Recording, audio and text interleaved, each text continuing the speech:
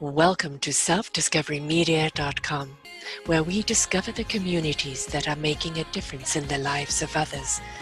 Our self-discovery is something we are all making on our life's journey. Here you will find the people that will be your guidance, that will be your inspiration, that will be there for you in support on your journey of life. Do enjoy. Our next show is... Good morning, good afternoon, and good evening, everybody, wherever you are in the world. Welcome to our mental health awareness show right here on selfdiscoverymedia.com. I'm your host, Sarah Troy, and my guest today is Kevin Kuchta. We're going to be talking about a wonderful program that he's put together. It's a software program that is so brilliant. It's the first response mental health technology organization dedicated to mental health and wellness solutions. And it provides a proactive peer support that works alongside the EMC, the police, the fire, the corrections, the military, the hospitals, among many other organizations to benefit from the peer support model. Kevin's background is in project management, business and strategy analysis, and project management. His goal is to assist organizations in applying measurable processes to support their members' mental health. He believes that when organizations utilize proactive strategies with their mental health resources, they will not only increase their overall well-being of the members, but they will increase the organization's bottom line. Right now, we are seeing fires galore going across California, Portland, Seattle. We're seeing floods elsewhere. We're seeing chaos and havoc everywhere. And our poor first responders have been on the front lines now. They were already overstretched before COVID set in, and then COVID stepped in and they got overstretched even more. And the statistics of suicide, of breakdown, of people walking away from a profession they love because they can't do it anymore is out of proportion. We can't blame them for doing that because who is there supporting the caregivers? Who is there supporting the people that are on the front lines that face what they face every single day? And sometimes it can be a little bit of a stigma for them to ask for help. After all, they're there to help everyone else, and they're not always very good at asking for help. So he's come up with this beautiful program that brings the peers together, and this is what we're going to be talking all about, supporting our caregivers. Welcome to the show, Kevin. Thank you. I know you're traveling a great deal right now, very, very brave.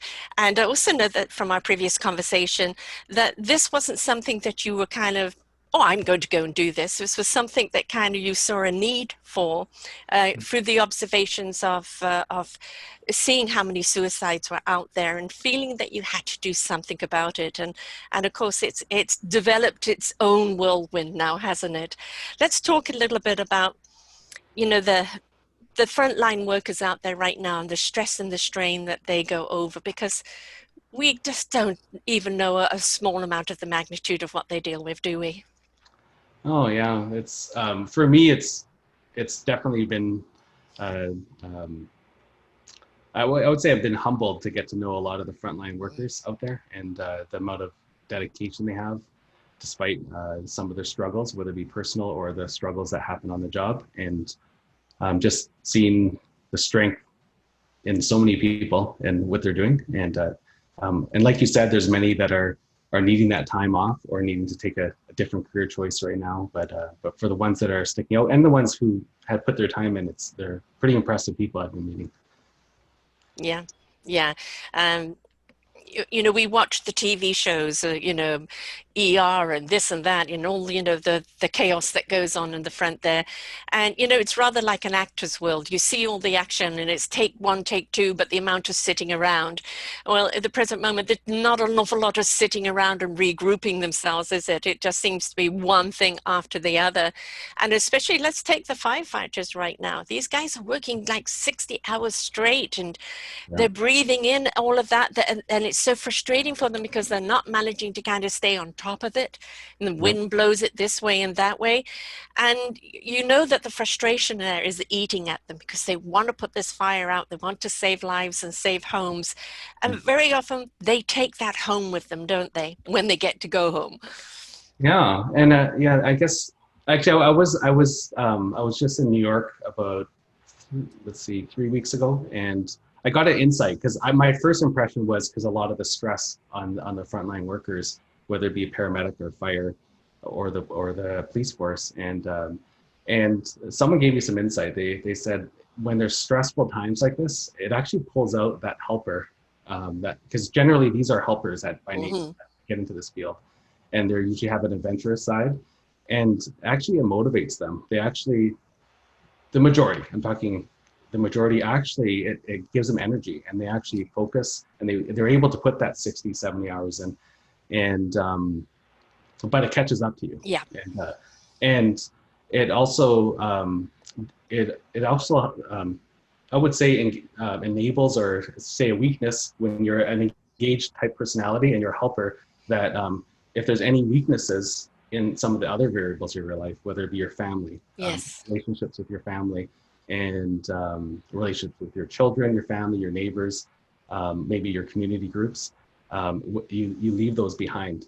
And so if you're engaged for a long period of time, and this is usually if it's like 2 or 3 weeks, but in this case, it's been almost a half a year of Yeah. this, and the end doesn't look like it's coming. The more disconnection you have from some of those other variables in your life, because in some cases, first responders aren't able to go home to their families. Their families are Yes. positioned to other places, and when you build that disconnect, it's more the aftermath. It's actually when things start to calm down that the worry points are going to happen. It's when things get better for all of us, is when a lot of the first responders, a lot of predictions on hitting the wall, and some are hitting that right now. Yeah. And so, but even more so when the problem has subsided, then the energy is not there. Return back to your other variables in your life, and that some of those may have been broken down or not maintained. And yeah, so it's a worry as far as the holistic person. That's where some could be heading right now. Right. I mean, I've interviewed an awful lot of veterans, and some of them have admitted they were adrenaline junkies, and they kept going back and signing up again because they knew where they stood. They were, Yeah, a split second, and they had to make a decision, and they had the camaraderie yeah, of their people, the peers, right? Then they come back home and they're still on that alert, on that adrenaline, and yeah, they don't know how to calm down, and they don't know how to integrate because they're not the same people that initially went out, and everybody expects them to go back to normal. They don't know what normal is. And so this is where the post-traumatic stress comes out. This is where you see the breakups, because they don't know how to, what's the unwind and kind of get back into a kind of a more regular rhythm. And that's a lot to do with anybody that's on the forefront of any crisis, isn't it? They're yeah, there in that moment, and you need them in that moment, because that's when they're thinking, that's when they're doing, these are the people you need. But what yeah, about afterwards? They can't just switch that off, yeah, yeah. right? And And so it's what happens then? reinforced, and those behaviors on the job are reinforced. Mm-hmm. Like someone who is a go-getter and gets out there and puts those hours in, you get the affirmation, and you get so when a certain behavior is affirmed, and then you go home, and that's not necessarily the behavior you should be doing at home. Yes, And so exactly. you're wondering why you're not getting that. And so yeah, and so for some individuals, depending on the field too, like when we say first responders, I don't want to lump them all into one bucket, Mm-hmm. because there's very specific contextual issues, whether it be fire, EMS, or police, or hospitals, very specific to each. There are some general issues, Mm-hmm. but I would say each grouping has their own specific needs. And Yeah. yeah, I mean, right now, obviously, with the police force, you've got, the hate brigade out there. And, unfortunately, a few bad apples have mm, tarnished, everybody. And that is not the case. There are many, many great police force out there who don't want to be tarnished by, the bad image. yeah, And then now not only are they fighting and stepping up against the crime, but they're also now having to fight the image that's been imposed upon them. And, we forget the physical stress that's out there, but it's the emotional stress that really is the one that breaks everybody down. They're used to the physical like a sports person is, yeah. but the emotional stress can just eat away at them, can't they? Until sometimes it just gets too much. Yeah, and like I said, there's often multiple variables. Like Mm. if, like I know when I go climbing with my kids, I always say like keep 3 points while you're climbing, because if your hand slips, at least two of the other points, like your two feet and your hands, can catch you. And so trauma on the job and crisis is one of those points where it could create a weakness if your job has crisis and trauma events in there. But even your relationship with your bosses or your superiors, if say that you feel like they're not behind you, that always, and that goes for any job. If you have a stressful job, sometimes you can get through that if you know your supervisors are behind you and they're affirmative. And then there's the community and your family. So you could have a stressful job, trauma, but if you have a community that supports you and or you have supervisors, but any of these points, when you start to lose two or three of them, so in some cases, like I said, specific, you mentioned the police force, some of them are losing two or three of those. And sometimes it's right internal within the family, whether it be a friend of your daughters or even one of your daughters that sometimes has their view has changed of who you are based upon something that's happened across the country. Right. Yeah.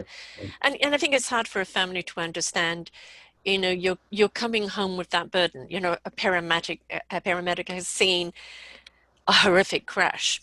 You know, mangled bodies, you know, in the hospital, they're seeing people, you know, gasping for breath with the COVID, and the police see horrific things of what people are doing to one another. And if they don't talk about it, if they don't, there's a word that's back there and it's not coming to the foreground, but it'll come up eventually. But they need to talk about it in order to release it. If not, they bottle it up, and at some point it will explode. And this is why, you know, you see suicides, you see divorce, but you also see domestic violence that goes on. And wasn't in their nature because they're the caregivers or the forefront people, but it's just that they don't know how to handle it. And in a lot of cases, they're too scared to go and talk to someone, aren't they? Because they don't want it to be put on their record that they had a moment of weakness or needed support, and they feel that then will be held against them. So they don't talk at all. Yeah. And for the average person, like I often will use an analogy that's not police, paramedic, fire. I'll use something like a minister. You can imagine a minister having to tell their congregation that they're struggling. Yes. So your job security is on the line. And so with that. And so with a police officer and whether you're a paramedic, and depending on you're looking for your next promotion, you don't want to show a sign of weakness. And and who do I trust within my organization? Because often not everyone's you don't know who's on your side. And in the case of a police officer, I had a really good quote from the St. Paul, Minneapolis peer support lead there. Brian Casey is an amazing guy. But with a police officer, they walk up to every incident skeptical. Because you can't come flat-footed because something could happen. So you have to come a bit skeptical, and that gets reinforced quite often because you're glad you did come a bit skeptical up to a car or something like that, because sometimes it's not, someone's best intentions aren't on the other side. And so you're glad that you were skeptical. And so that gets reinforced over and over and over again. But now that behavior home or around, you're like, I don't know if I trust this Sarah Troy. Why is she talking to me right now? And you become a skeptical person, and it's not, it wasn't your original core of who you were, but some of these jobs start to just by nature gnaw away at them. It starts to form. It reinforces certain thought patterns. And, I mean, you know, we see Alcoholics Anonymous, you know, how they have that peer group, you know, the group meetings and things like this, and there is no judgment there. You know, everybody's reached a rock bottom. That's why they're there. They're there for the support to pick themselves back up. But you don't get that same support, you know, with others. A, where is the time? B, who are the people doing it? There's nowhere for them to go. So you saw a need that they need peers that understand what they're going through. Everybody at different levels, they've come out of it, they've been there once, they're in it now, they understand what you're going through. Because when people could come together and talk with other people who understand what they're going through, very often that's all they need, isn't it? Just to be able to talk about it and release it. Yeah, Because you can't always make sense of something, but at least to know there's somebody there listening. totally. And I think you nailed it when you said someone who understands you. Mm-hmm. So talking is one thing, releasing it, but if you're able to talk to someone who understands where you come from, and in the case of a lot of these roles, um, um, I know a lot of paramedics that have to spend their first 3 or 4 sessions um, explaining to the clinician what their role is and what Mm-hmm. they have to go through. And so, and in some cases, some of the clinicians feel traumatized just by learning about this so fast, Right. what they have to go through. And so for them to have access to people who understand their role, Yeah. and they can start from in the first 5 minutes, just start talking about what they're going through without having to explain the Mm-hmm. peripheral. And I think we all desire that when we can meet, when you meet someone who has a lot of similar struggles you have, it's a breath of fresh air, and you feel more open to share with them. And, An awful lot of the veterans I've interviewed have realized that there wasn't the support group that they needed, so they created it. hmm, yeah. And you know, all a veteran has to do is say, "I was there. Uh, Hmm. I hear you." They know exactly what's gone on. They know what that person's going through, and they're there for each other because there is that camaraderie of support. We need to see that support for everyone else out there. And again, you know, nurses and doctors, sometimes the doctors just want to be amongst other doctors to talk about it because they've got a different face to what they show, you know, Yeah. to their nurses and what they talk to the, especially when they lose patients. Hmm. You know, because if they've lost someone and they're frustrated that they've lost someone, you know, could I have done something different? It adds up and it adds up. And nurses, we know, are already overworked, Hmm. right? And they're not only, you know, they're the caregivers there with doing everything else, but they're the emotional supporters as well of the patients. Yeah. Yeah. And so who supports them? So your peer algorithm here is to put um, like career and like trauma people together where they can really support one another. Explain more about it. Yeah. So when we discovered, like I have a software engineering firm that was a part of a few years ago, and we had a group of paramedics that came into our office and shared some of what we just talked about. So Mm-hmm. that's when I was awakened to this world, yeah, of the struggles they were having. And so they, oh, let's see. Actually, the first introduction I had was some of the struggles, but then we were looking at, we were asked to look at kind of, actually, I'll jump back to my background. Was what I used to do was measure an organization, whether it be mining, Mm-hmm. utilities, and look at their processes, how to optimize them, how to map an algorithm to it, or what can we do to automate that and streamline their processes. And so when we looked at the paramedic organization, we said, well, what components do you guys have? Because it's not like they're not doing anything. What are they Right. doing, and what works? And we spent a lot of time talking about lateral support or peer support, just you and I just now. And so I'm finding there's many organizations that have either volunteer or the leadership has actually put some effort into helping within an organization, whether it be a hospital or a paramedic org, uh, an actual peer support team. And so in the case of the paramedics that had come into our office, their organization has 300 staff. They had had two suicides amongst their staff within a year, Mm-hmm. and but they had a peer support team, an amazing group of people, 25, and we got to meet them, and gung ho, and they understood what you and I were just talking about, how people need them, and um, they were actually voted upon with their members too. So they weren't just appointed; they were Right. voted. And so a great group, and I'm finding many groups around the United States and Canada that have that type of group within their organization. But their main pain point, the gap they had, was what they were doing was they were putting the phone numbers up on a bulletin board, and in their case, in some cases they have it in an app where they actually have phone numbers listed, and some are on a website, and nobody calls, Right. and nobody reaches out. And so we kind of looked at like the whys. Mm. Why are and so I actually even looked at myself and looked at even my own friends, like why have I never reached out? Like, have I ever Mm-hmm. reached out to a counselor? Yeah. And when do I wait before I actually reach out? And even more so, when do I wait to reach out to a 1-800 number, someone I don't even know? And if you ask your average friend, many people haven't done it, and they know they could have at some points, but and why don't we as humans do that? And and so I could have got lost in the whys, but we kind of came up with a structure that kind of bypasses it. And we said, what if someone called you on a regular basis? Mm-hmm. And what if I were to get a phone call from one of these 25, if I was one of those employees every 90 days and Yeah. checking in? And I know that I'm one of those guys that I won't call a number, but Sarah, if you called me and said, Yeah. hey Kevin, I'm gonna call you next week and just check in on how you're doing, I'd actually be happy. Let's go out for a Yes. coffee. Yes. And if someone takes that initiative in my life, especially even on a good day, but if you're struggling, whether it be with anxiety, depression, or something that's hidden, you don't want to expose yourself and say, hey, Right. I want help. But if someone says, hey, let's go out and talk, you're actually quite relieved when you have something hidden or something you know you're struggling with. And it And doesn't so feel so institutional either, does it? Like you're it's talking to the psych person, which go like, I know totally, this is going in my report. No, no, totally, deny, deny. When you're yeah, talking to another fellow person that's gone totally, through what you're going through, that talk just goes back and forth, and it becomes such a relief because that person understands what it yeah. is you're going through.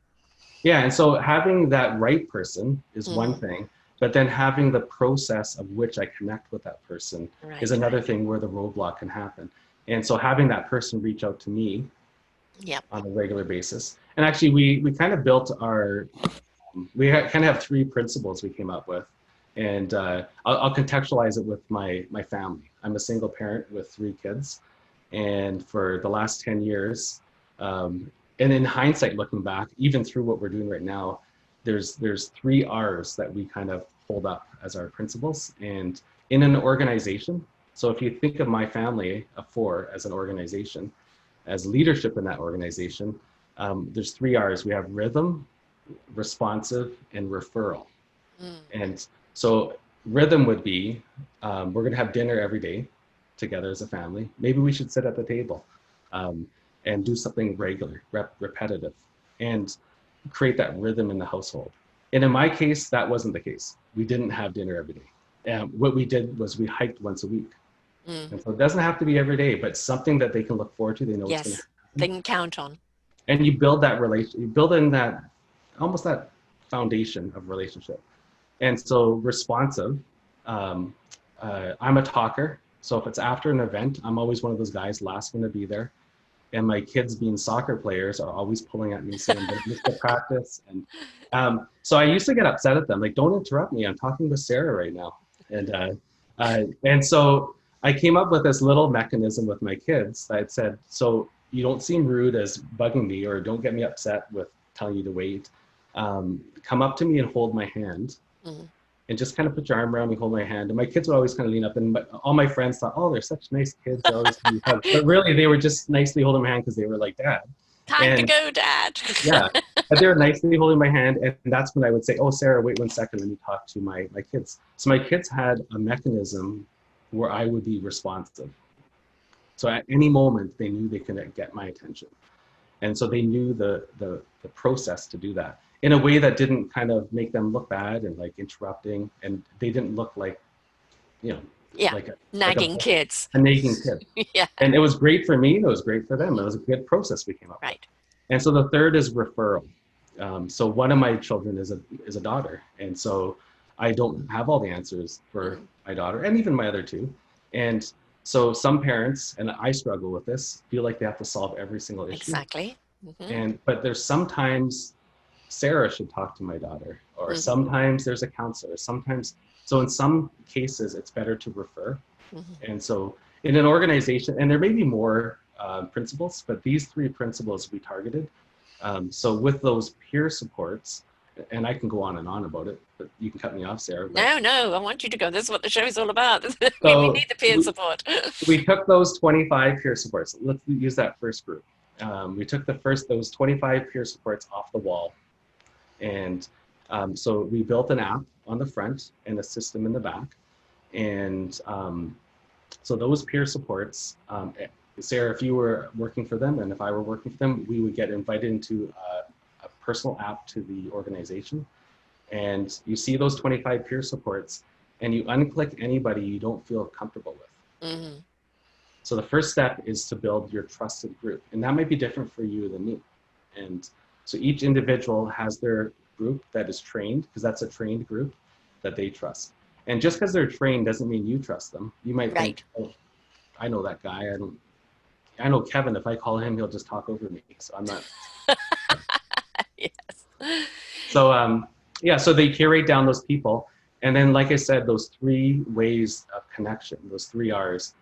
The first way is the organization can choose every 90 days, every 120, every month, some groups, that one of those trusted people are going to get a notification. Actually, so my group of say 20 will get a notification that Kevin is scheduled for a check-in. And so Sarah, if you were to commit to it, like I know Kevin, I'll commit to that, Right. just so I don't get 20 phone calls. Right. And so that just makes sure no one falls through the cracks on that side. Now, if you didn't take it, someone else will. So you're not stressed out about it. You know, it's a scheduled one. Right. You're busy doing a podcast. Someone else can take that one. And yeah, so that's the first one. And then the second one is the responsive. So if I'm looking, there's a button I have that it will say, like say in 40 days, someone's going to be calling you. But if you'd like to talk to someone right now, I'll press the button. So I press the button and the same mechanism happens. A notification goes, but it's a little bit more urgent. Right. It's not a green scheduled one. Everyone gets, Kevin wants to talk right now. Yeah. And then the third is a referral. In my organization, I've ran an organization for quite a few years. If I saw that someone was struggling being an employer, I felt responsible. Like I got to do something. Yes. And so I want to take them out for lunch or want to take them out for coffee and have that conversation. But if you're an employer, and I found this out actually through this project, if you're an employer, you're actually tempting the person to create a narrative that's a lie. And Right. Yes. they're not going to tell The you. facade, right? Yeah. Yeah. Like if we have a conference in New Zealand to go to, our new employee is not going to be saying, "Oh, I'm not feeling well," because they want to go to that next conference. And so referral is there when you're a supervisor. The supervisors or the anybody like a captain or someone, depending on the organization, what they can only do, they can't see anything in the system for trust for the employee, but they can refer. Right. So after a scene, if there's 4 people there, they can actually hit their names and refer, and it goes out to their trusted team, not someone pre-appointed. And right. Yeah, so those are the 3 ways that you connect with your peer support. And how those peer supports are picked, that's a whole nother story. Each group is different, but the most common way for those to be picked, that's not our app, that we usually take a team, but they usually will vote on them. And that's a model, and I can't recommend because I'm not a mental health expert. Right. I only get to experience and watch what people are doing, but it seems to be the most common, almost the progressive way that people are doing it. It's not appointed by the chief or the CEO, but by each other. By each other. Yeah. And so it's pretty cool when you see that. But yeah, so we built this front end system that's in everyone's pocket, along with resources. So that's the core component is just making sure people have face-to-face. Because there's lots, I can Google right now, counselor in my area, and I'm going to find on the map one just down the street, one over here, and I can look at reviews, and so people have access to what's out there. It's the face-to-face. It's someone that you know and trust that says, hey, let's look at it together. Like, I know I got to do my taxes. There's a big difference between knowing I got to do my taxes. And if my mom gives me a call and says, hey, Kevin, I'm bringing some tea over, I'm going to sit there and tell you to do your taxes. Having someone you trust that's there, man, you can just get it done. Right. And so for that first step, it's great to have a peer. I'm a true colors coach as well. The Myers-Briggs, the 4 key personality traits, and that's, where there's always a strong personality trait that leads the way. That is the way we perceive things. It's the way we hear, the way we understand.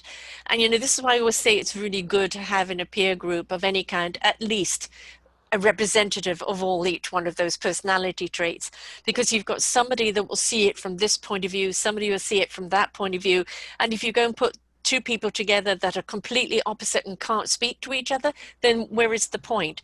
So it's somebody who gets that you need to analyze this because that's the way you are. Others maybe, no, I just need to feel it, and others, what do I do with it? And the others, where is the root cause of it? So it's knowing who you are will also help you find the right peer. Yeah. All right, somebody that gets what you're saying.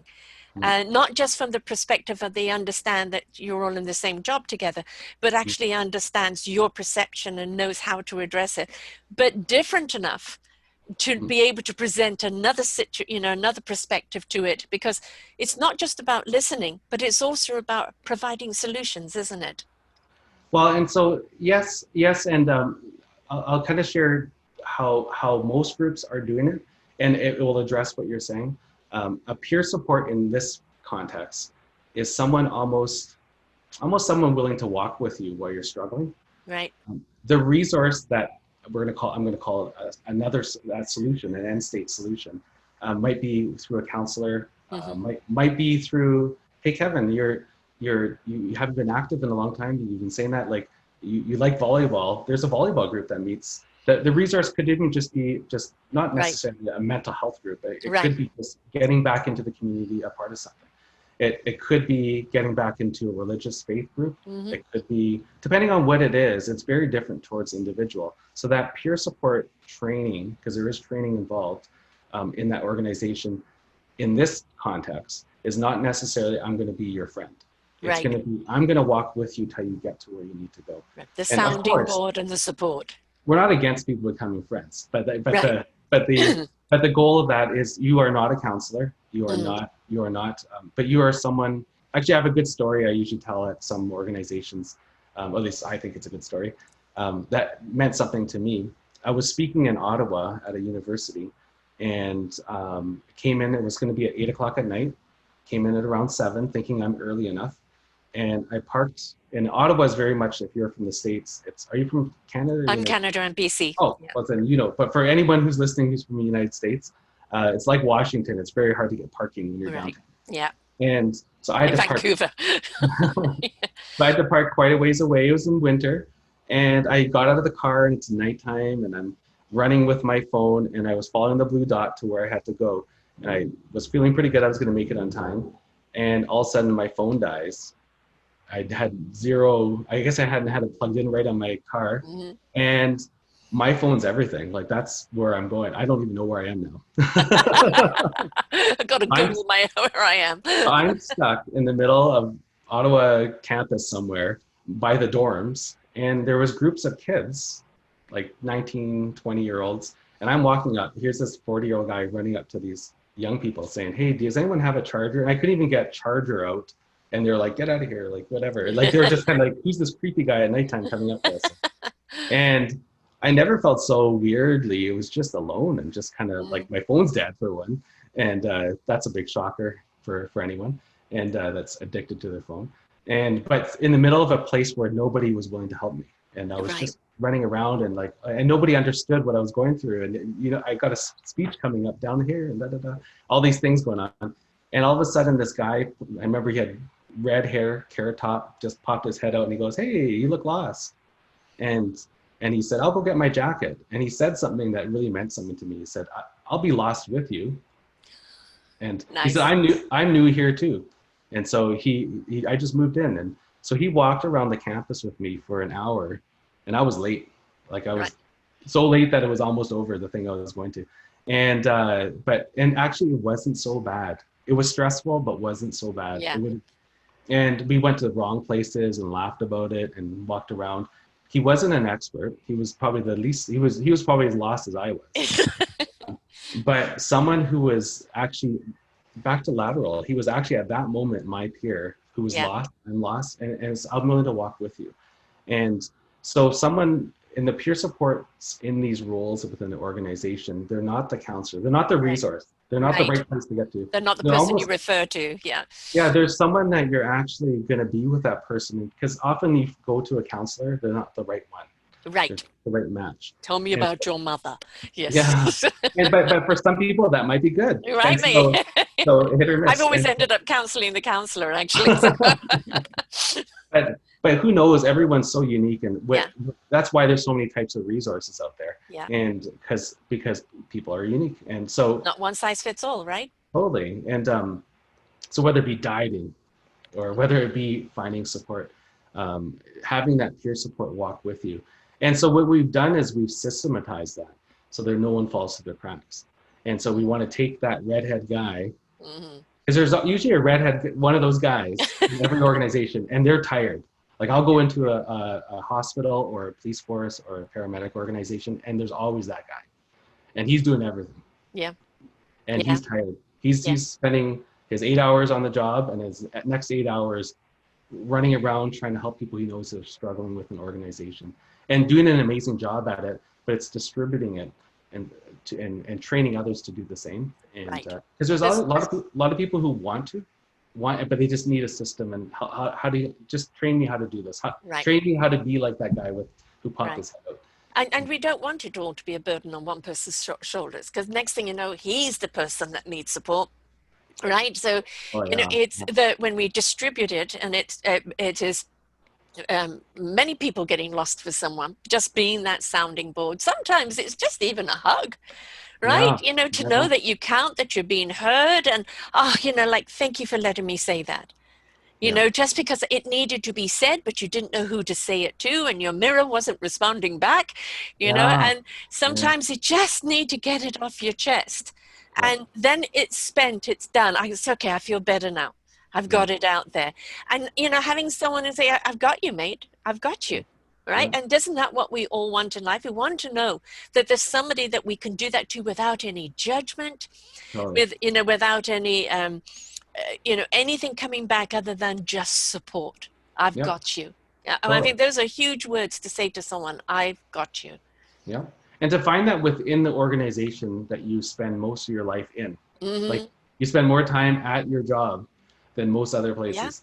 And yeah, and for most people that's where their community is. And so there's almost a responsibility in that organization to actually, responsibility sounds heavy-handed. yeah, But I would say opportunity. There's an opportunity for that organization to take that and actually build that community group.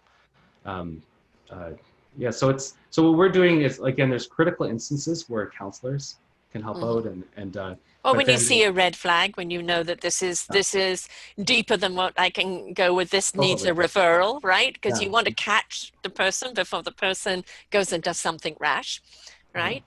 And actually, and usually when people are right now in an organization, like I said, if you or I won't reach out until things are really bad, they're usually reaching out when they're already losing their job, they're Mm, on leave, they're on long-term disability or short-term disability, or there's been a bad incident in their own life, or yeah, what, or whether it's a divorce or there's many things that happen when they finally reach out. But if we can catch people earlier on, because once they hit that counselor, the most common thing I get from counselors, if we can catch them earlier, if I mm-hmm. only could talk to them 2 years ago, Yeah, that we could have prevented that divorce. We could have yeah. prevented that incident where abuse or whatever they were doing, it was all triggered by this one thing. And now they have all this collateral damage to come through. So there's more work to be done than the original thing. Yeah, yeah. And There so, was yeah, one thing that one of the veterans has said, that it was both of these veterans had been divorced beforehand, and then they had found each other. And you know, one of the things he had to learn was that I'm not a commander in my own home.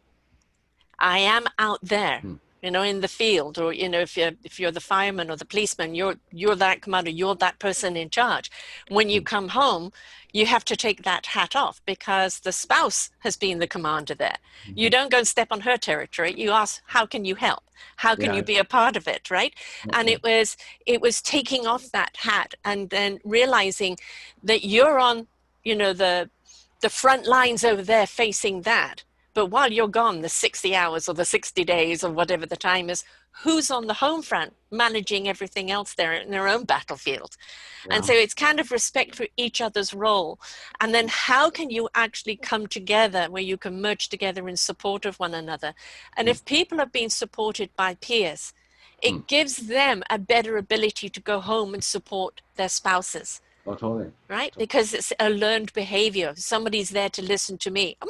I wonder if I listened to my wife, if we would have better communication. Totally. So, it's a trickle down effect of Totally. positivity. Yeah. And it's and like you're talking about stress at work, bringing it home, Mm-hmm. or structure. But Yeah. there's tons of other variables, like whether it be substance abuse Yes. or even just certain community. Like actually, I've gone into groups and I've heard, and this is not my phrase, I've heard from another hospital that one person was like, okay, it's going to take some time to set up the peer support, and they're trying to understand. They're kind of arguing with why do we need to train people and da da da da. And then one of the individuals who just loves what's going on said, if you don't provide peer support, like a trained peer support, there already is peer support, but it's not always the healthiest peer support. Right. At 2 a.m, when someone needs to talk to someone, it's not always the healthiest person who's up at 2 a.m.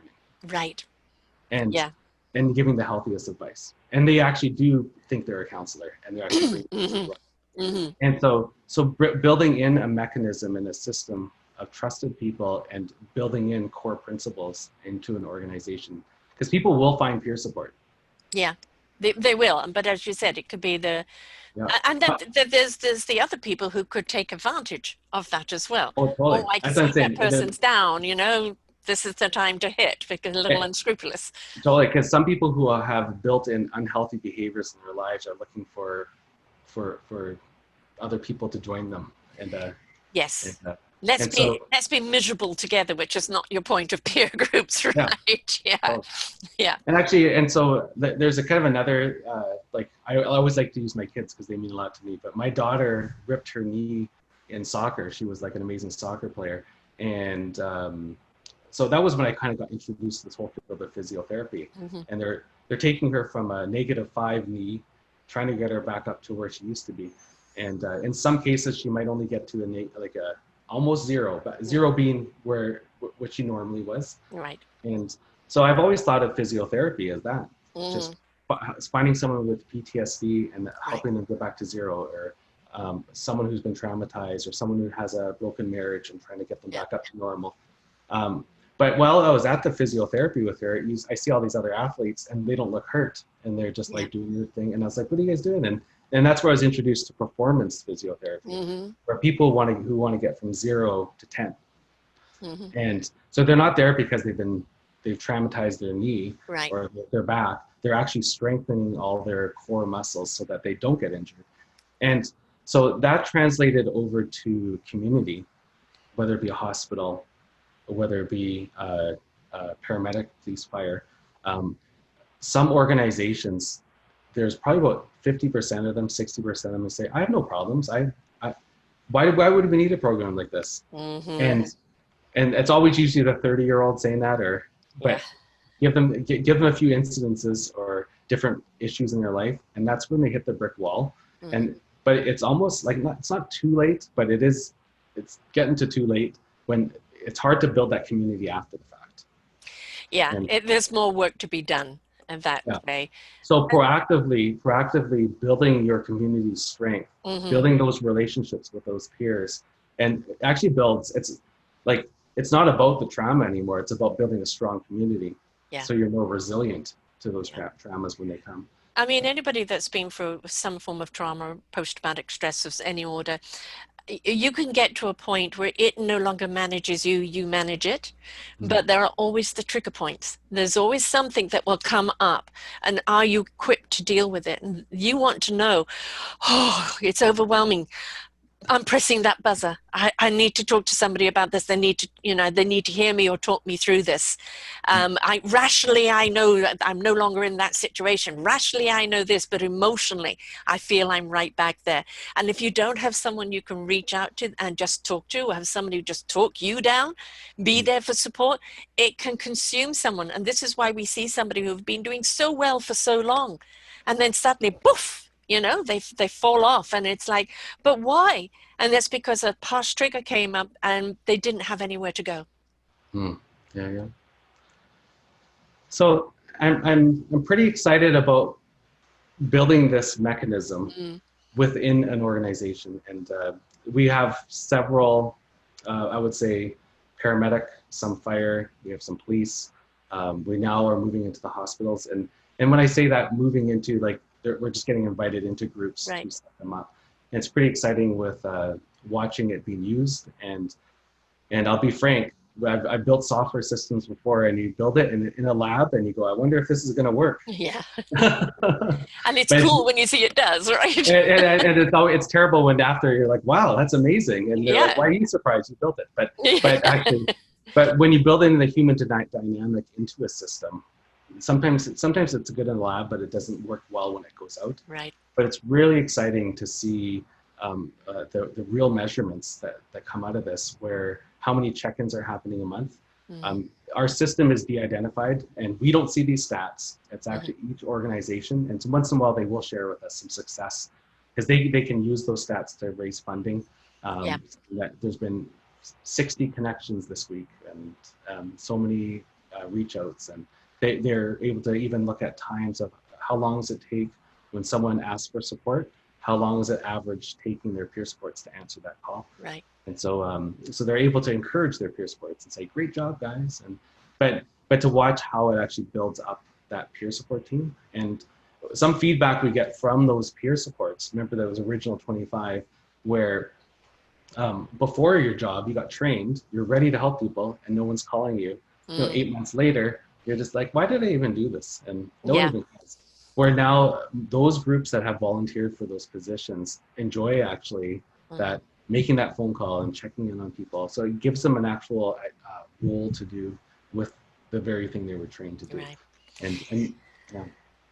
We're seeing, I mean, this is quite honestly something that we need to see, not just, with our forefront first responders, who have been our heroes during this COVID time. Mm, It has been, the bus driver, the truck drivers, the grocery workers, all the people that everybody's taken for granted. Without them, we would have been hungry. We wouldn't have got anywhere. And, we realize, for an awful lot of them, they're risking their health out there, but they have to work to provide their family and to make sure that everybody else has food. And so the stress isn't always on the people that are out there in the forefront. So everything in life is an algorithm. Everything is a rhythm. mm, And if we tap into that rhythm and we feel at home with it, we're now in flow, yeah. right? We're in sync. And when you're in sync with something, you feel supported. Mm, And it gathers more algorithms and more flow around you because it just kind of ripples out. So this is something that I think should be in schools. yeah. Teacher support, most certainly, right? Because our teachers, well, everybody's bowing down to them right now after doing homeschooling, right? Yeah. But we should also see it, obviously, with counselors, and we should see it, with the prison force. There's Yeah. so many areas that we should see this with, because, it's something that can be adaptable and adoptable by any industry, and really the stitch in time. Mm, If you get there and you support someone and make them feel supported and heard, and there is that peer group being there for each other, you're not going to have so much time of people, crashing and burning, committing suicide, being sick, because we also know that stress brings on dis-ease, and now yeah. you've got all the heart cancer and everything else problems along with it. So if you're there to support people right in the beginning and all the way through, you're going to see much more productivity going on in whatever industry that you're in. So this really needs to branch out anywhere there's an organization that people need to be supported. Yeah, yeah. Actually, and it's funny you're saying that. Like, even though in on our website or in most discussions I have out there, we talk about first responders, and especially the name of our organization, First Response Mental Health. And but it's surprising how many groups have recognized that and have reached out. And we have teachers groups. We have a school board who just got set up with their team. And so I don't talk about it a lot, but we have a treatment facility that asks their adult treatment that if they could use it with amongst their alumni and their existing people, and almost like an AA type setting, but formalizing an actual system and creating a process for them. And so at this point, we're working with whoever wants to work with, because it's white labeled. And in our world, that means you just scrub the title and you just throw on your thing. Right, exactly. Yeah. And so groups that want to have a system in place, because really the big job's on their hands now is creating that peer team, and we can support them. We have lots of third-party groups that amazing, some nonprofit counselors, there's so many groups, depending on the type of organization that we come in contact with, that we can help them get set up with a team to help them set up a peer team within their organization. And then our system just maps to that and helps them. I mean, it goes even beyond kind of just the support and people having a talk. I had on recently a school counselor, a school psychologist, and she's saying, we're in new territory ourselves. We're navigating day by day what's going on, and now we're having to kind of try and be a step ahead to know how to, navigate the children through it and the teachers through it. And so I could see this being, the school counselor organization being peer group for each other, because they're all going through something, and they can all speak with one another and listen and probably find a great deal of solutions within it themselves and feel supported, because they can only get support from admin if they go in and present something, and very often they feel a single voice, and if it is like, well, these are the statistics, that from others, there's just another ripple effect that can come out of this right now. I mean, quite honestly, we all need a peer group, don't we? No matter what we're in. And I actually, so funny, when we come into an organization, so I'm going to use I use a paramedic organization, that when we're setting them up, the chaplain, he's not even a part of that group, who just come out to see what we're doing, jaw drops, and can we use this with our chaplain group? Yes. Then the clinician on hand, who's their in-house clinician's like, oh, I would love this too. We have an association, because we set up, so it's and even now, and that brings me to like a segue to an initiative that I'm doing right now that's pretty exciting. I'm actually giving my software to a nonprofit, and for the use of, because there's so much I'm doing right now, and I need someone else to do this part. But every group I go to, whether it be paramedic, fire, police, and now even because we're going into some like Fortune 500 type companies, an accounting firm that wants to use it with their accountants. But when I'm talking to a CEO or a VP, or in the case of, say, paramedics, it would be like a deputy chief, there's been a swath of suicides amongst senior management. Yes. It's a very lonely place at the top. Very. And so when we talk about peer support, remember I said I go around the country finding all these peer support groups, and they're amazing, which they all are. I haven't found a peer support group for senior management. Right. Because they're just too small. Like, if you're a CEO in your organization, your peer support is you. There is no one else. But the thing is, they've got to have a facade for everything else. God forbid they should ever be able to talk about the issues of what they're scared about, because it's everything is okay, we're doing great, right? Yes. They've got to be the cheerleader up there. And so, this is why having other CEOs from other companies, where we could be there for one another. Why not? So I've set up an advisory, and we're still bringing on people, and we have this. It's the beauty of this. If it was just an idea you and I were coming up with, I already know the hard road ahead to build a system to actually do that. But the system's in there. It's done. Just adjust it to whatever title or organization it is, right? The algorithm is there. So when I walk into an organization right away, so we share this, and I already know, I'm just waiting for it. And then whoever the senior decision makers are like, okay, this is great for them, but what about us? Yeah. And so right away, I'm able to say, oh, this is a group that can serve you. And so, yes. So I'm pretty excited about that initiative. And And again, I'm also excited about setting up those, especially when you have the best groups I love to come into is when I see a large organization when there's a peer group that senior administration said, "Oh, we have no funding for this," Mm-hmm. and there's a hospital in Minnesota right now. Just I won't say the name of the person. I haven't asked permission, but just really impressed where she was like, "We don't have any funding for this," and she just got together with some nurses and said, "But we need it," and Yes. so they just did it. And Mm-hmm. so they have a group of peers that are doing this right now, and so when I can come in, when I find a group of people like that to set them up is just so exciting Yeah. because the amount of workload to do a peer team, paperwork, and calling, hey, someone that we had these 6 people, this happened, so we got to find these 5 people to call them. Did you call them? And da da da. Yeah. For a volunteer to be doing that is just crazy. Yeah. And like in one group that actually has a paid worker, uh, was working 70 hours a month. Wow. Um, Mm-hmm. just organized in a group of, they have only a staff of 350 and 70 hours a month. And after using our system, he says it takes him 10 minutes a month of what that 70 hours was. And Right. now he's free to actually go and spend time with people like he originally got that job to Right. do.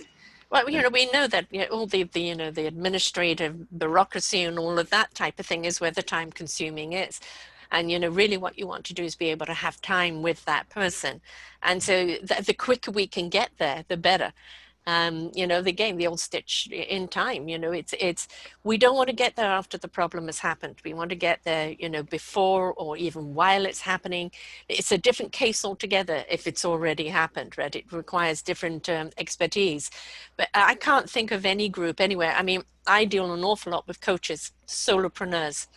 And mm, right now, during COVID, they're all battling just to keep a head above water, right? And so somebody actually has set up a peer group for the entrepreneurs. Where they, can come under, maybe the yoga teachers or the Reiki or this or that, and they can have that group and be there supportive of one another. And I think this is excellent. Quite honestly, everybody should have a peer group, and no matter what you're doing, because that will bring us together better as a community and as a society. And uh, this feeling I've got to do it alone, I'm mm, strong enough, I can't show anybody that, bull. mm, That yeah. is just going to break you down, and you're going to pay a price for it. Mm, So asking for help is not a sign of weakness. It's actually a sign of strength, because it means you care enough about yourself to get the help you need so that you can continue to do what you're doing for others. yeah. And if someone's listening that is not even ready to ask for help, I know Yeah. that they're told to, like, you got to talk, you got to ask for help. There's baby steps you can take. Hmm. You could just go to a group that you know that bugs you, will bug you to talk. Yeah. or you could even just show up at a place where you can hear other people talking about what they're going through, and then sometimes that's encouraging enough to say, hey, I relate, I can now talk, I can trust this person. And so it's baby steps. You don't have to just Right. pick up the phone and call a 1-800 number now, but that, Hmm. if you can, that's great. Hmm. But if it's a matter of just starting to show up, and whether it be in a Zoom meeting because of COVID right now, Yep. but just sort of showing up at those community groups, because there's some that exist, and they're always welcome to have people join them, and finding that, and yeah. I think one of the things from doing this for the last 8 years, um, the people who have gone through the process in life, they found their strength, their courage, their instrument, their calling in life. They've gone through the struggles. They know what it's like. So when people hear them, they're relatable. They're not, having book learned and now you do this and now you do that. They can speak to the struggle that they've had in life. And now they can speak to where they're at and whom they're helping because of that struggle and because of what they've learned. Mm, And we learn best from people who have gone through it, who understand it, people who empathize with you, but don't treat you as a victim, yeah. that show you too have the strength and the courage to go through, is you are not alone. And I Mm, think this is, for me, this is my community. Self-discovery community.org is my community there, where the more we come together and the more we support one another, the more we collaborate with one another, mm, that cohesive rhythm algorithm, the more we're going to see people being far more at peace with what they do, and a more tranquil society out there. I yeah. think a lot of the rage, a lot of the anger, a lot of the disconnect is because people feel alone. And so they go to where the anger is, and because it's an energy that can capture you very easily. But if you feel supported and heard by someone, you don't need to go down that road, because we all want to be heard. We want to know that we're counted, right? That somebody cares enough to listen to us. Yeah, yeah, and it becomes, I would say, it's less attractive, the anger, rage, the mob, when you have a sense of identity within a different Yeah. community group. But when you have no community group, there's a subconscious pull into, like, when Yes. you see a crowd getting together, I got to Yeah. join the crowd. And Yeah. And it's so easy to get angry when you're frustrated or you feel alone, right? And you wouldn't get angry if somebody was there to hear you, because you felt heard and you felt that you're not alone, and you can really tap into that strength. So why would you go down that anger road, right? The people go down that anger road when they feel there's no other way to go. So, there's one unique thing we haven't talked about that I found. 80% of paramedic organizations in fire are in small little hamlets. Like, hmm they have staff of 20 or 30, right. and Yes. so we're talking, like I'm sure you're in Victoria, BC, Yes. and at this point I'm in Las Vegas. And so when I always, whenever I go to one of these small little communities of like 500 people, 800 people in these communities, um, I usually get from a police force or a fire group, well, it's lucky to be you guys, you're in big cities. Like, those hmm guys always have resources. They talk about clinicians and this, they Yeah. have nothing there. Like, everything's telehealth or this, that. Yes. They have no community groups. And so there's a system that we're coming out with. So this is 2.0. It's called Peer Connect. And so we're putting an app up right now, because they're not big enough to have their own app. Right. They're not even big enough to have their own peer team. Like, if you hmm have a police force of 20 people or 30 people, if you have two peers, you vote on them. He's right across the office. Yes. Yeah, And exactly. there's a very good chance he's the one you have a beef with. And so, Right. Yeah, exactly. Yeah. so, so what we're doing with those groups, and it's amazing. There's a police force called Duluth Police in Minnesota, and they're the ones who are going to take a big initiative with this. And we have a couple groups in Canada. I haven't talked to them about whether they want to share their names now, but Duluth is fine Definitely. with it. And they, so shout out to them. They have a whole bunch on the north shore of Lake Superior, these small little hamlets with small groups of police and fire and paramedics, and all around them. They have it's up northern United States, all these little hamlets. And the suicide rate amongst police officers, I think, is 4 to 1 right now, Wow. the national average. But the groups under 50 is actually 3 times more than an average police force. So hmm those are the highest risk groups, and very alone. When Yeah. you're in a group where maybe you are struggling with your supervisor and a few of your staff members, it's a very small department. Some of them are in a trailer. Right. Yes, exactly. Yeah. and They're and wearing all of the hats. Yeah. when you move there and you're posted there for 10 years, hmm and your benefits are there, and you're in a small community, you have no community. So what we're doing is we're setting up I'll give you a case study story to help your mind. So Duluth, who is being set up with our app, they have their own app.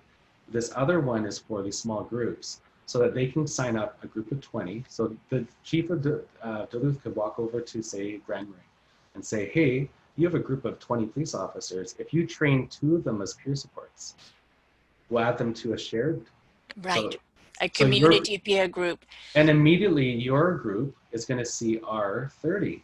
hmm So even though they have a staff base of 20, they're going to see 32 peer supports, Right.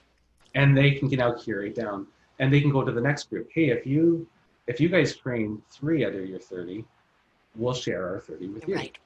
And so now that northern Minnesota, they can have a pool of 200 peer supports, and be working together. Because actually, in a fun, selfish way, for Duluth Police, sometimes you don't want to talk to someone in your own force. No, you don't. You Right. might be more comfortable curating down that team, and actually, but some do have a couple people in their group and a couple outside, and they might be intrigued. I wouldn't mind adding this person that's way over there.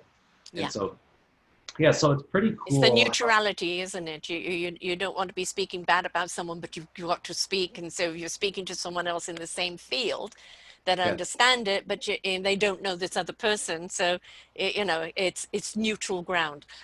So we've had about 300 groups now, small little groups, call us, and they're just waiting for us to set them up and release Good. this.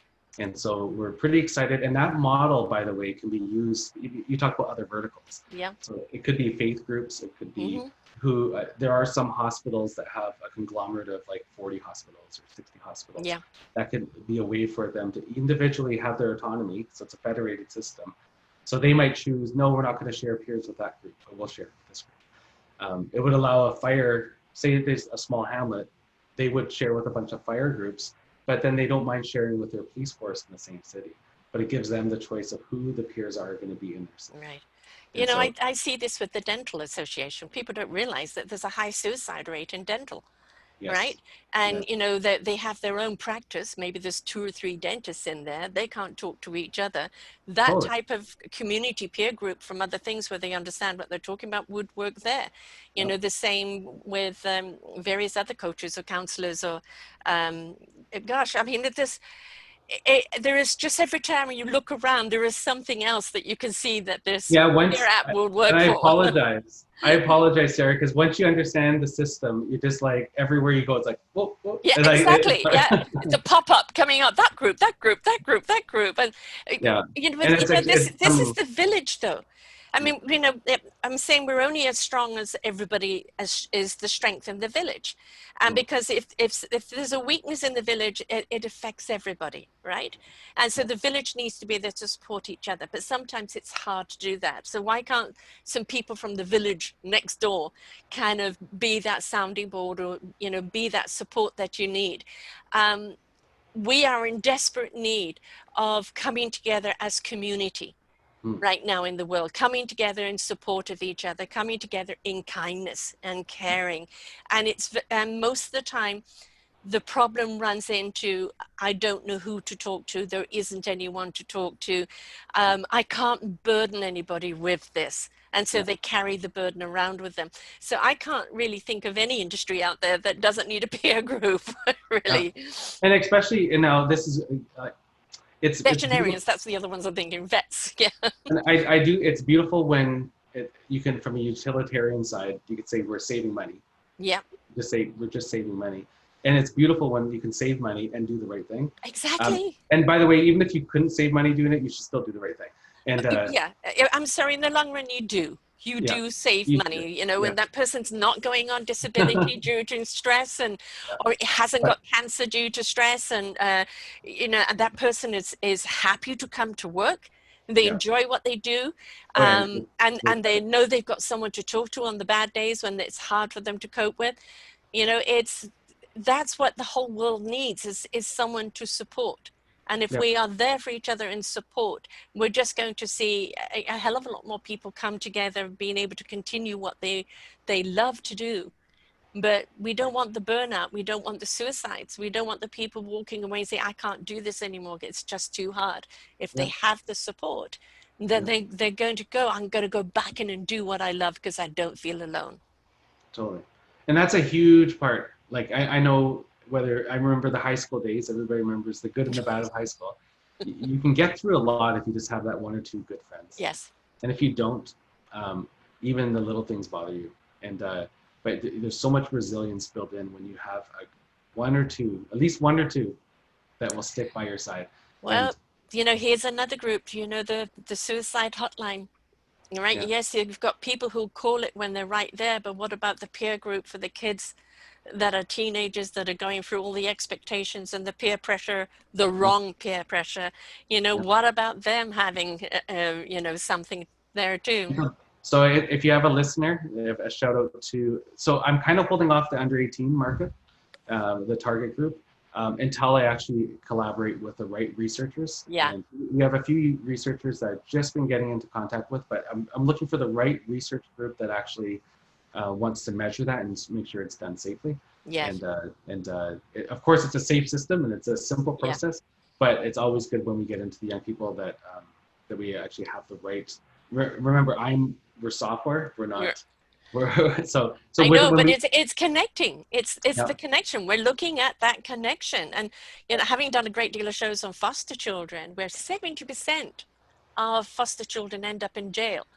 And oh my if there is not a need for that peer group when they're being shoved from one place to the other and they feel Totally. like garbage and thrown out and nobody's going to listen to them. Boy, do they need a peer group, right?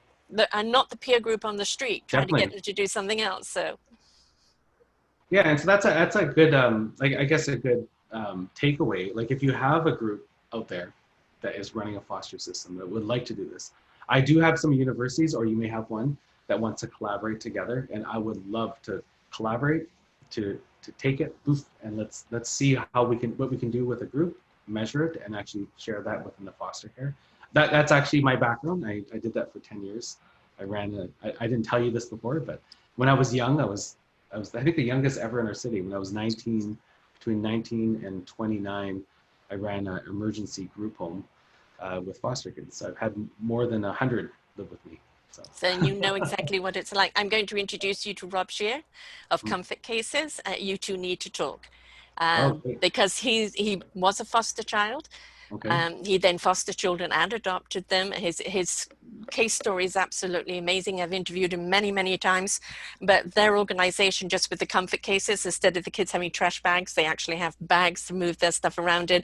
It has Mm. now gone even deeper and broader and wider on what it's doing. So I think he will love what you're doing. So I'm going to introduce you two together because for me, it's empower the kids, empower the parents to actually be parents. We're going to see a better society in the future. And Yeah. people need to know there's somebody there that's got their back when they need to talk to someone. Yeah. Yeah. And I like that you use the empower the parents to become better parents. Yeah. And I know that with a parent, it's using the parent. If a parent has issues with substance abuse, Yes. no matter how much you train them on how to make a meal or treat their child, you have to help the parent with what they're going. Yes. They And can't help the child until you've helped the parent. exactly. And Yeah. supporting the supporter. It's Mm-hmm. not the phrase that's often used in the Minnesota circles. But if you're gonna help, because there's a lot of people who have mental illness on the streets who are Yes. struggling, who have to paramedics or police officers have to intersect with them on a regular basis. And if we can actually help those paramedics who are 4 times more likely to commit suicide, Yeah. and come along with that stat, it comes substance abuses and Mm. all those issues that come with that. That if we can support that group, we're actually supporting, because there's lots of training out there. I'm really fascinated with some of these first responders groups. There's huge pots of money, and I'm very happy to train them on how to treat people who they deal with on the street. Yes. And And we they need more need of that that. training. Oh, And we God. need it, and we need Yeah. more of it. And I love that. Yeah. But the budget's like this for that, and the Yes. budget is like, it's in many cases there is no budget for Well, what I mean, about. this has been the outcry, hasn't it, about the defunding of the police? It's not it; it's refunding. Yeah, It's taking the money and putting it in with you. You take a counselor with you. You take somebody with you to these calls. Let the person talk the person down, talk the reason, and be there as the backup. It's not going in the guns a blazing, which is what it's become.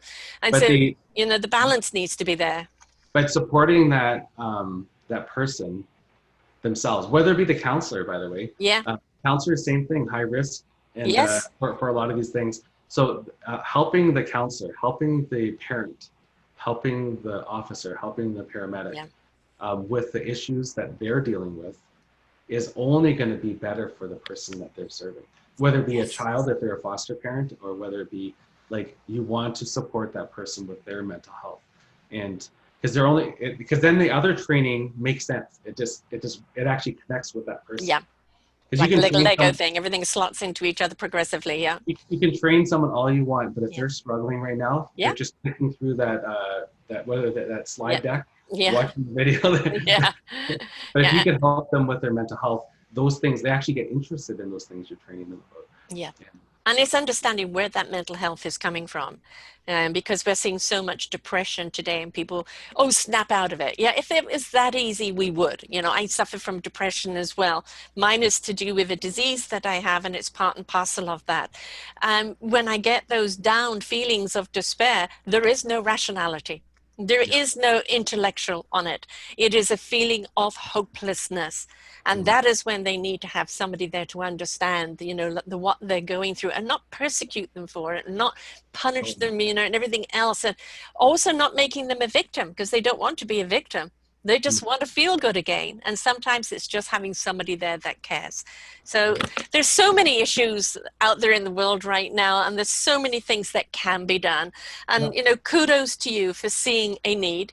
Mm. This is always what I say is the best creativity is when somebody sees a need and steps up creatively, and then just let it go. And as you see, you can see where this whole Mm. peer algorithm can fit into how many places, a domino effect of spreading out. Because quite honestly, we are hungry, each and every one of us, for a connection Mm. that can just simply hear us. Yeah. Yep. Well, thank you. That's and I would say I would combine like I said, the people I meet that are already doing this, that Yeah. saw the problem, the ones that are actually doing that peer support, the humans that are doing it, Yes. and And now let's the give them better support. Let's give exactly. them And support. They need to be supportive. so back to what I was saying, that it's great to support the paid groups, the groups that Yes. are paid and have a budget, and I just love to support them. But my most exciting thing is to have that streamlined system given to those volunteer groups that I signed up to help people, not do paperwork all day, and they're volunteering their time to do this. And Yes. so to whether they're in a hospital, if you have a group that's in a hospital that's listening to this, that's a peer supporter, and they've set up a system, or they want to set up a peer team, yeah, don't hesitate to reach out, and I'll support you all the way in what you want to do. So Website, how do they get hold of you? so it's first response MH as in mental health. So firstresponsemh.com, and we have a contact form there. Depending on how many listeners, will I give you my email? Yes. That's up to you. That's up to you. No, actually, I can filter some of the things out. But Kevin at firstresponsemh.com, and that would be my personal one, and with the organization. And so that probably the best way to reach out. And if you go onto the website, you can actually see a box you can fill out, so you can fill out some information, so you can be more specific about it, and that will go to the team. If you send me an email, you might be waiting 2 or 3 days. Right, exactly, because he's But traveling around everywhere, getting people paired up together. You also had a link to in Canada, a shout out you had. I'm sorry? You had a link somewhere in Canada that you wanted to give a shout out to. Was there a link there? Oh, okay. Oh, no. Conversation back. I should have got you right there and on the link. Well, there's many groups I would like do a shout out to. But there's the original group. I don't have a link for them, but I do want to say in Thunder Bay, shout out to Thunder Bay. That's my hometown city, and the original paramedic group that is just rocking it right now. And so a shout out to them. Superior North Paramedics is the name of that organization, and they're amazing, by the way, because it's no longer just them supporting themselves. They're out sharing with other people and helping them set up, and just amazing group of people there. All we need sometimes is that idea and go, well, what if? Let's give it a try, see what happens, and create it and see who comes. Like, the field of dreams, build it and see who comes, right? And we don't know what's going to work until we try. But we need the creativity right now, because there is a need in so many sectors for so many things. And if people, especially with technology, can make things more simple, make things magnified and magnitude of them, then why not? Because this is what's needed. And if people are all the paperwork I've got to go through, that 70 hours a month, I'm down now to 30 minutes or whatever the case is. Hallelujah, I can now go and do what I really signed up for. Totally. Right. So and if you actually, it's really fun. This is a group type that really is exciting to work with. The group that has said, I've built a peer team before of 30 or 40, and they gave up after a year. Yeah. And then I built another one, and they gave up after the year.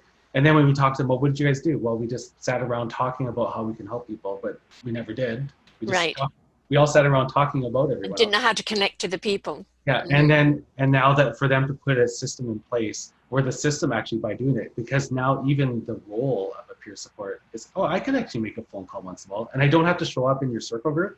Yes. I can go on with my regular busy life, and then once in a while I get a notification that I can make a phone call. I could do that. Yeah. And so the ability for them to empower their peer supports and streamline it. It's really exciting for one who's already tried hard. Yes. And And then to finally see it connect, right? yes, Yeah, the really cool. algorithm that connects them, which is really, really important. Now you have a LinkedIn, Yeah, you can and check so them. people can get hold of you on LinkedIn Yep. under your name, Kevin dash, and then it's Kuchta,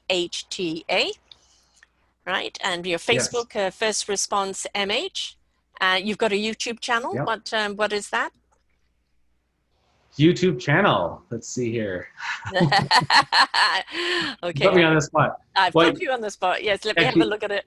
if you go to my website, thefirstresponsemh.com, Everything is there. everything will be there. Yes. Absolutely. But you've got a lot. You've got a podcast, Yep. which is excellent because I love podcasting. You know, podcasting is the way to go because it's the sharing of the knowledge. And it's also inspiration begets invitation. When people are inspired, they're invited to step up because Mm. now they're inspired that this is easy or this I can do. Yep. Right now, I'm invited to step up because I understand what would be required of me, but also what will assist me in Mm. doing what I want to do. So podcasting is great. So keep that up. So and the more we get out there, it's more we gather people because we're letting them know it doesn't matter who you are or what industry you're in. Every single one of us goes through a period where we wish we had somebody who understood, that we could talk to, that we could just even get a little feedback, just something where we don't feel we're carrying everything on our own shoulders. And is there anybody out there that doesn't have that feeling, that they feel they need to have somebody to talk to? And Yep. if it can prevent losing lives, prevent people becoming addicted, or even prevent people from becoming violent, which does happen. Yep. Let us be there and support one another and prevent before we end up with a problem that we can't do anything about. Yeah. Well, Thank you you. put it great. Now, this has been great, and I really, really kudos to what you're doing. As I said, in the years of my counseling and in 8 years of doing this, I can just see the need for this peer group just multiply on so many avenues, because that's what we're all looking for, is that support. And the fact that you've put this together, and you're seeing how it, people are hungry for it. They're gobbling that, can I have this in my organization? Can I have this? Can I have this? And the fact that it is easy for people to do, because you've set it up in a way that it makes the system easy.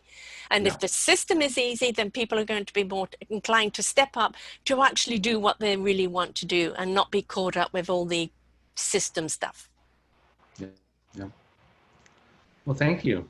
No, thank you very much. And again, it says I'm going back to the site again to make sure that people who are listening to this, it is firstresponsemd.com, and you'll find everything up there. KBMH.com. MH. That's my not wearing glasses. Braille, feel the way. I'm getting new glasses, the non-glare ones, be able to see then. But thank you so much, and thank you for coming on and sharing with us. And as I said, this is just wonderful. I'm going to introduce you to a couple of people, and this is just a system that is great. And this is what I love about technology. When technology is used right, look how it can help the human connection. Yes. Right? And this is where technology is absolutely perfect. Not mass destruction, but connection. And humans need to connect more. And having this algorithm that helps people connect more, hallelujah. Thank you. Thank you. So folks, until next time, please take a look at this site, take a look at everything. You may have an organization that needs this. It's a brilliant idea. It's a simple system. And it means that you're there for your community, for your organization, in support. As I said, don't wait for the problem to arise. Be there for each other in support so the problem doesn't arise. So until next time, folks, bye for now. We hope you enjoyed the show. We look forward to bringing you more shows. Please go to selfdiscoverymedia.com/shows, and you will see the incredible lineup of genres and shows that we have for you. We are here to make a difference in your life. Thank you for listening.